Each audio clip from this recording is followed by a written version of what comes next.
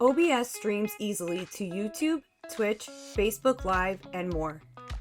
EEG Video's Falcon live streaming RTMP encoder makes it equally easy to add closed captioning for OBS.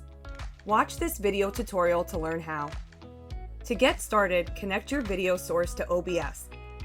Then visit EEG Cloud to access Falcon. After creating your Falcon instance, you are supplied with an RTMP ingest URL and stream key. Next, copy and paste them into OBS.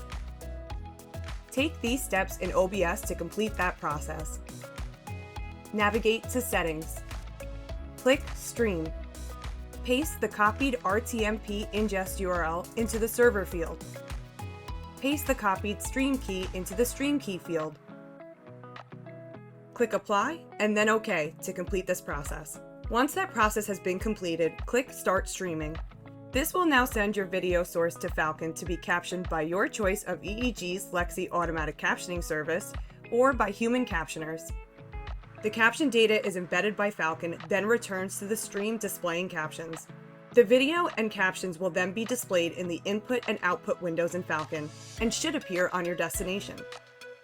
To see captions on the output window in Falcon, click the CC icon.